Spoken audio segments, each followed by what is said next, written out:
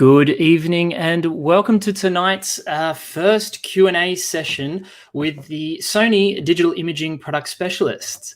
My name is Nick. I am one of the product specialists here at Sony, and joining me tonight is Heath. Good evening, Heath. G'day, mate. How are you doing? Yeah, very well. And yourself? I am fantastic. Thank you very much. That's good. That's good. Looks like it'll be a pretty intimate session for tonight's Q&A. So we'll just go through it.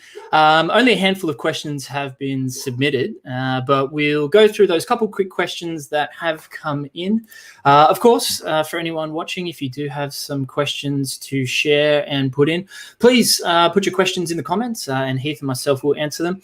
We are doing a session focused a little bit more on video tonight. And with a particular focus for the FX6 and the Alpha 7S Mark III. So if you do have any questions specific to those two cameras, please do share them across.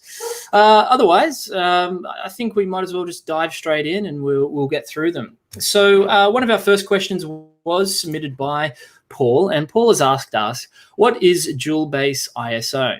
Does the FX6 and the Alpha 7S Mark III behave the same way when shooting in high ISOs like 12,800? I think it's a good question. Hi, Dion. Thanks for joining us. I think it's a good question there, Heath, and I think it's something that's come out quite a few times with the FX6 and as well with the Alpha 7S Mark III. I think there was a lot of times, especially when it was announced, people were testing it in those higher ISO values and some funny things were happening. But I think go on. I think because the Alpha 7S III came out first, there was a lot of obviously a lot of attention around that camera and about how it performed at higher ISOs.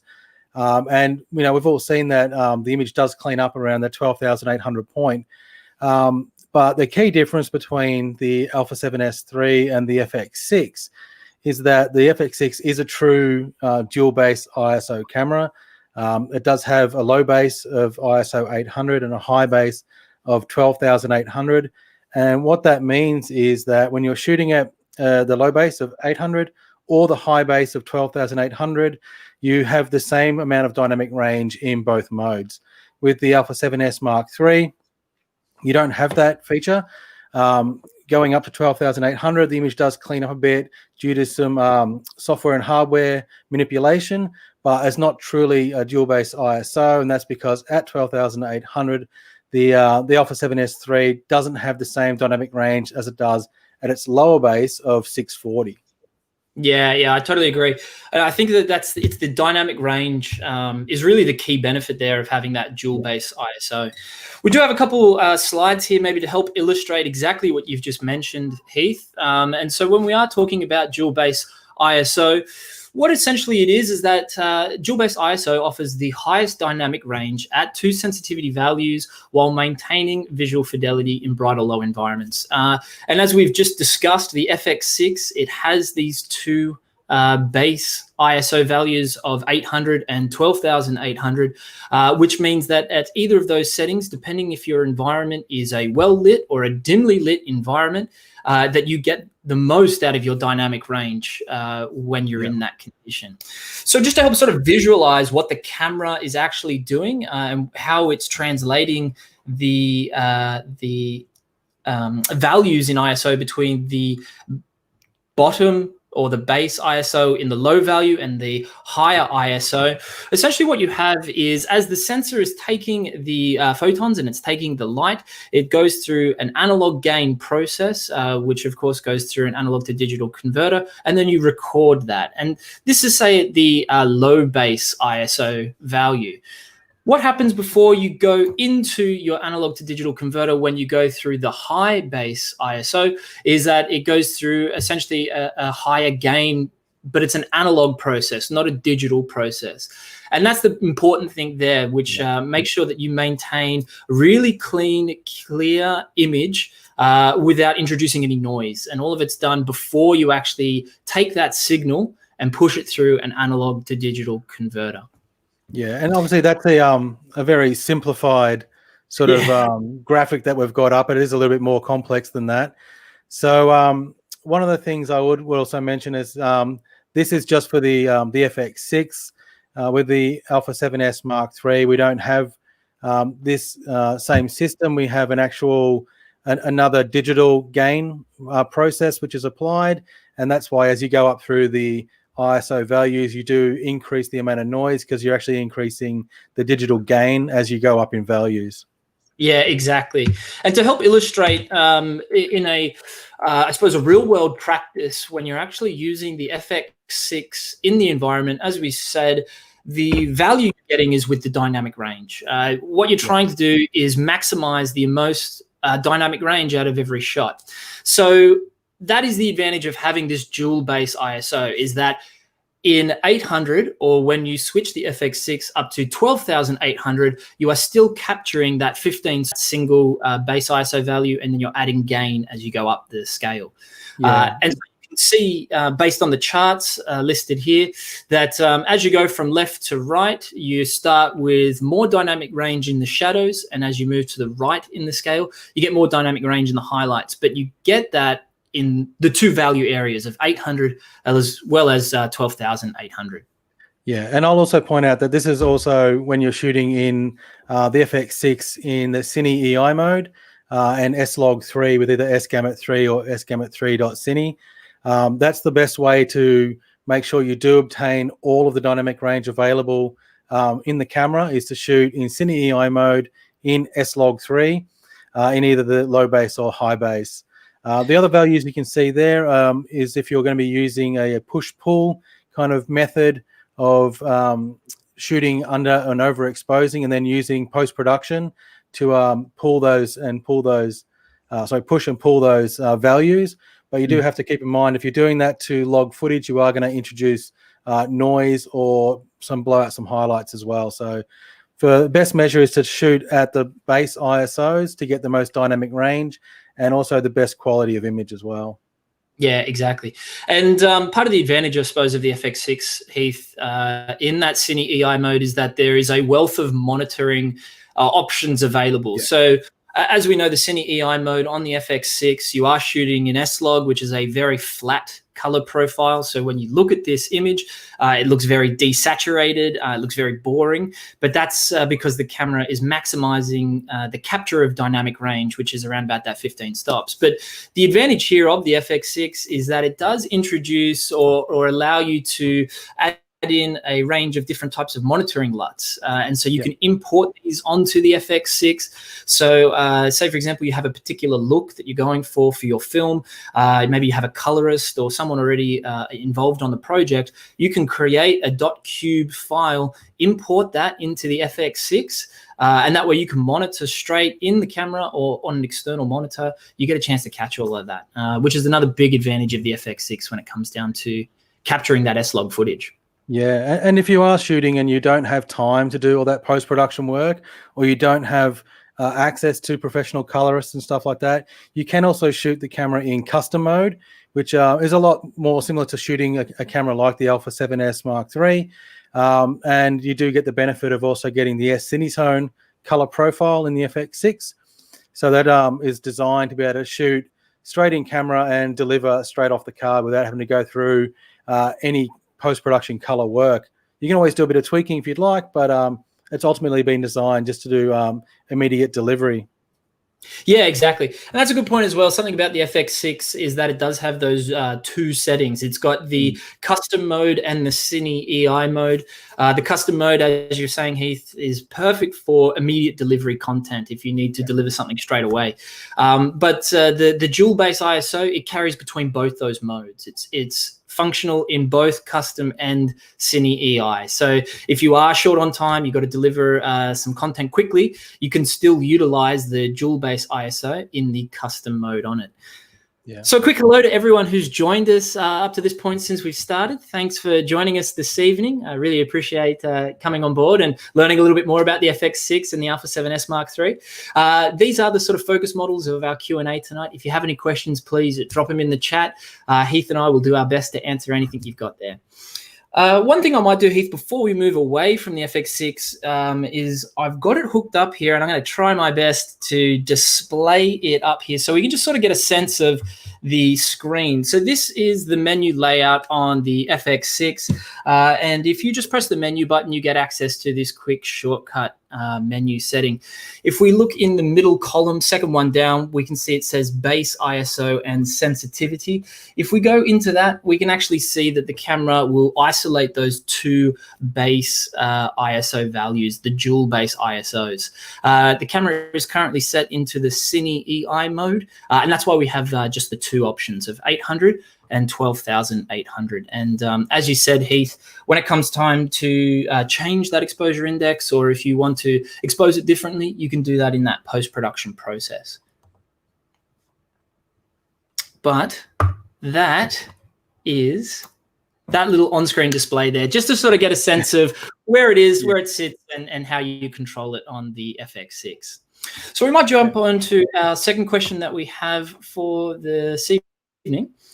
So Alex has sent in a question and has asked, what is the difference between active and standard stabilization for the Alpha 7S Mark III? So we do have a little screen here just to help, once again, illustrate this. So a lot of Sony cameras for quite some time now on the left-hand side have had the 5-axis in-body image stabilization. And this is for the yaw, roll, and the pitch control of the camera to really stabilize footage, both stills and photos. But what we've added in the Alpha 7S Mark III is an additional stabilization unit, and we call this the active stabilization unit. And you can see an illustration of it on the right-hand side there. And just to give a bit of a sense of what all the squiggly lines in the circle is all about, essentially our technicians, they have tracked and mapped the basic movements of your roll and pitch when using a camera, and by turning on the active stabilization, which is essentially the red circle, it is covering all of that area which typically falls into handheld shaking when operating the camera. When you do this, it does apply a 10% crop onto your footage, and the active stabilization unit can only be used in the movie mode. You can't actually turn on active mode in stills. It's only a movie mode. But a huge difference, Heath. I think you and I have both used it. You can walk along handheld with the camera and you can physically see a real difference with the result.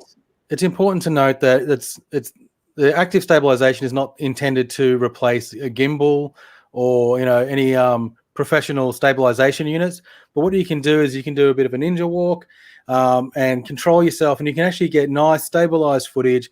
But what it's really useful for is those just handheld shots. If you're doing a pan or a tilt up or just a bit of movement that just comes in from working with an actor or just filming a scene, it's just good for stabilizing and just clearing up those sort of slightly wobbly edges you can get. Walking is really going to clean up walking footage. Obviously, like I said, it's not designed for gimbal work, but it really does make a massive difference to just a standard walking shot. And anything you're doing, like I know a lot of wedding photographers or wedding videographers will do establishing shots of the locations or the bridal party when they're standing still, getting some stills taken. And the active stabilization mode is fantastic for making those sort of slow motion with some stabilization applied look really, really like high end. Yeah, absolutely. And when you're stuck in a pinch, I think it's a really great saving grace. Might be working wedding videographers or something like this. You might find yourself, you might be using the 7S III to take some stills as you go along. Maybe you just want to capture a little bit of footage. There's a moment which is just right. You can switch it over. You can get it. Well, you can first of all get it in 4K, 120 frames per second, which is always a massive bonus. But then you can stabilize that as well with this stabilized unit. So we do have the 7S III hooked up. I'll just sort of show you on the settings how you control it. It is a pretty straightforward one, thankfully. I'll just bring this up on the big screen. So when you are shooting on the 7S III, as I was mentioning, you do have to have the camera in video mode to use the active stabilization unit. It will not be used, or you can't use it in the photo mode. But if you press the function button straight away, you can see you have your 8 options here. And I believe pre-programmed on the Alpha 7S Mark III is the steady shot function. And it's actually just tucked in here. So you have active and you have standard. And I suppose, in essence, to answer that question, which was what's the difference between active and standard, we've spoken a lot about what the active side of it does. Standard essentially turns that active stabilization unit off. So you get back that 10% crop, but of course you trade off on the stabilized footage. But it's pretty much straight there. So you have steady shot turned off, you have it in standard mode, or you have it in active. And as we said, that's pretty much it. That's how that one's controlled. Once again, for anyone who has jumped in at this point, thank you very much for joining us this evening. We are here to answer any questions you may have around the Alpha 7S Mark III or the FX6. We've made this one a little bit more of a video-specific Q&A. So if you have any questions, please put them in the chat. Heath and I will do our best to answer them.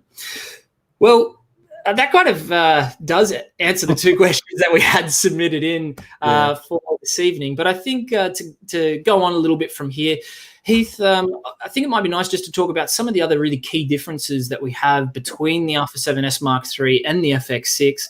I mean, both cameras are truly capable video capture cameras. They actually are super capable of you're welcome, Alex. Thanks for joining us, mate. We're glad we could answer your question. So yeah, there are some, both these cameras are super capable when it comes to video recording, but there are some really key differences that separate these two apart. So I think the first one I'd like to talk to you. Yeah, sorry, Heath, you got something? I was just going to say, because I did a video not long ago about 5 things you may not know about the FX6. I think one of the big differences between the two cameras really is the recording format. So the Alpha 7S III obviously will record in XAVC S variants, SI or SHD, and the FX6 will record in just XAVC-I or XAVC-L. But the big takeaway from that is the FX6 will record in a .mxf format, and the Alpha 7S III will record in a .mp4 format. And the big thing there is not every computer will play a .mxf file natively. You may have to download additional software to do that, whereas I think pretty much every computer these days, even mobile phones, will play a .mp4 file back. So if you're not used to working in a .mxf kind of environment, and a lot of Pro XD cams that Sony have all shoot in that format, but if you're not used to that, that may come as a bit of a shock when you try to play your files and your computer says it can't do that. Sony's Catalyst Browse software will allow you to play the files back. But like I said, there are other softwares available. Any of the NLEs, Premiere, Final Cut, all of those things, they will play the files back fine. It's just a matter of you can't just send a file to somebody and expect them to be able to play it back on their computer at home. Yeah, and the MXF file is the .mxf file is really, like you've said, Heath, is very much for a professional workflow for the content and the way essentially the codec wraps all that information. Because the difference between the XAVC and the XAVC-S, S being the standard or the consumer version of the XAVC codec, the bit rate between them is huge. So data files can get enormous. And the .mxf files are able just to work with all that data and actually capture a lot of that. And yeah, you're totally right. You need a professional workflow to really be able to handle those files when you come out through the other side and when you want to play that footage back. For me, one of the other things, sorry, mate, just one of the other things that MXF can do is that also if you're shooting in all intra, it records the metadata into each individual frame.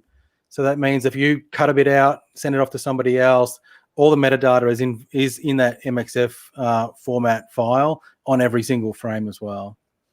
Yeah, that's a really good point. Really solid point, especially if you're delivering snippets of footage from you as a videographer and you're delivering that to an editor or your client or whatever it might be, and you're only giving them certain parts of the footage, but they can still retain that. Yeah, really, really great point.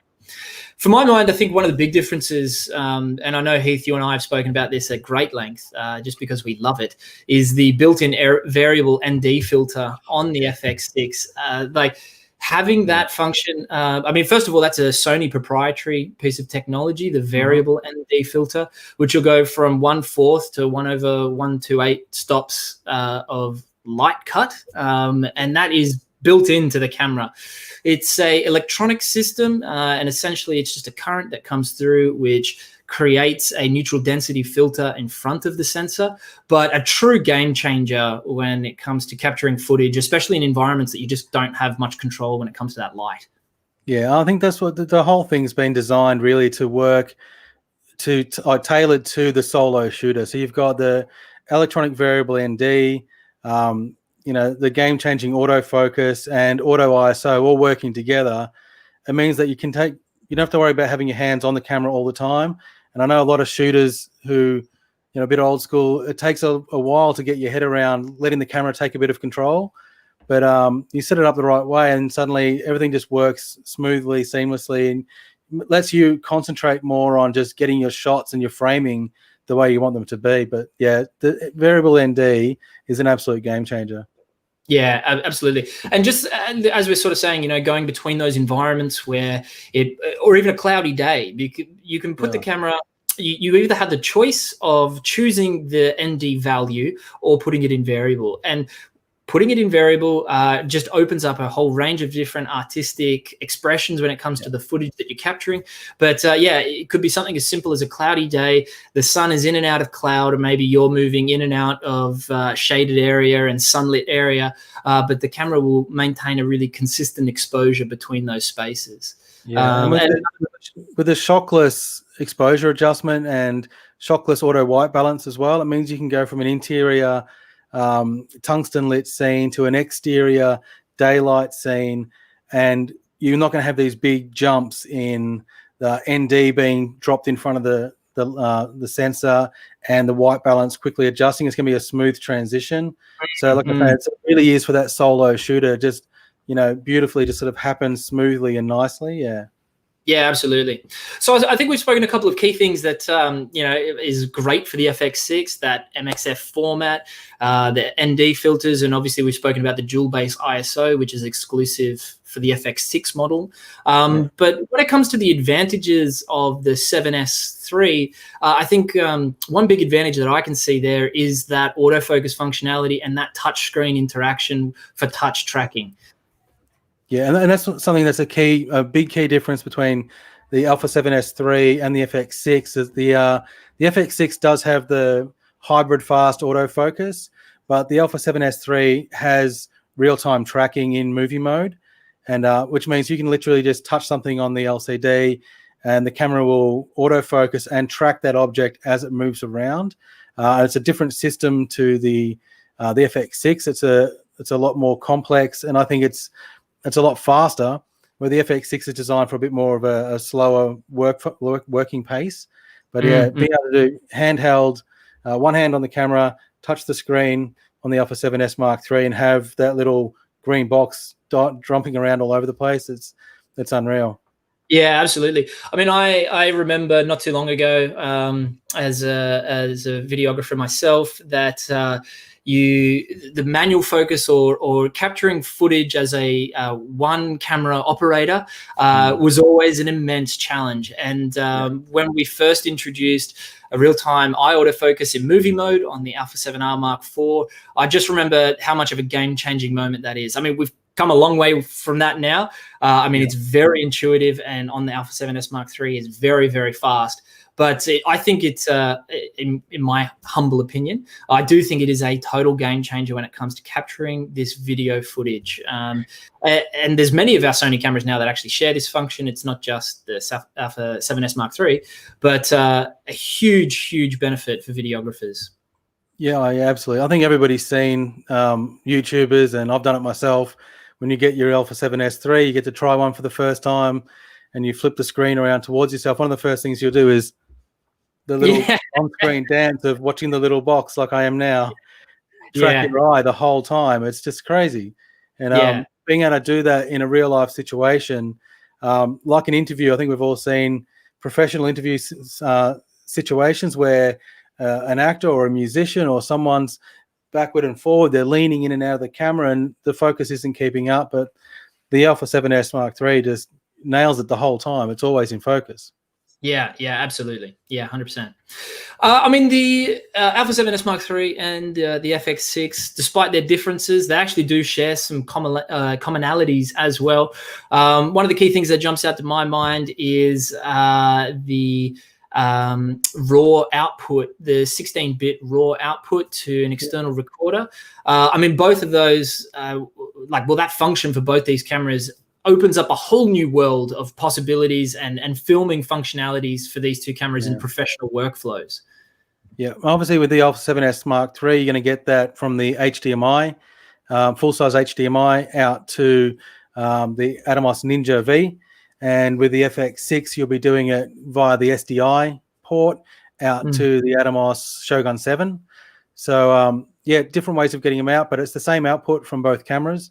And the key difference is the FX6 can do it in DCI 4K, and the Alpha 7S Mark III is limited to QFHD or true 4K. So being able to shoot RAW externally, and have that 16-bit linear file coming out is something that it's almost future-proofing the cameras, because at the moment the recorders can't even keep up. So we can always look forward to the day when they can really truly record that whole 16-bit linear file.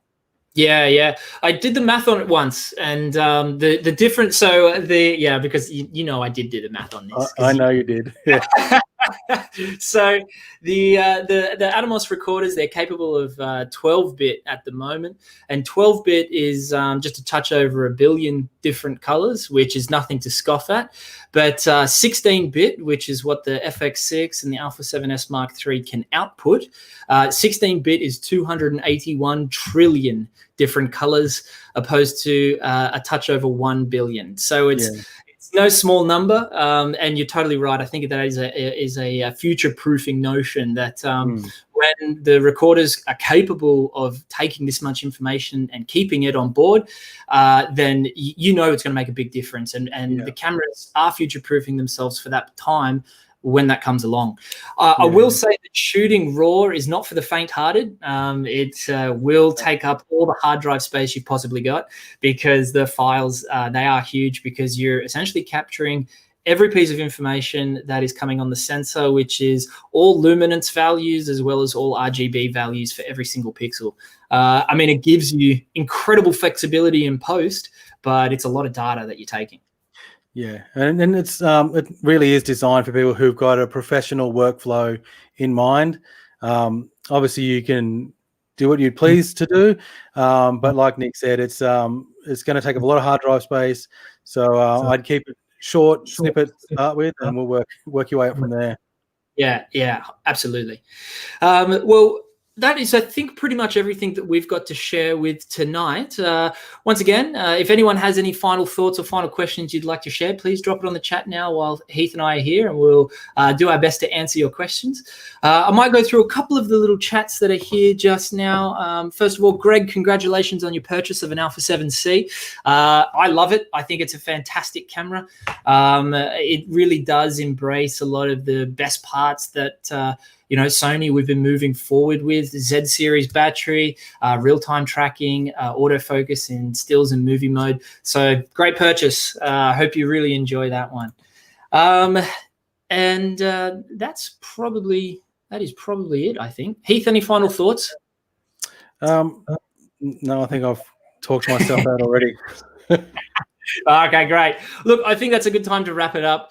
To everyone tuning in, thank you very much for joining us tonight. If you didn't get a chance to answer your question now, by all means, let us know on the Sony Australia Facebook page or on our Instagram page. Drop us a question. Heath and I will do our best to answer any questions that you might have. Otherwise, I think that's it. So thank you very much for tuning in, and we'll see you at the next one in 2021. Thanks again. See ya.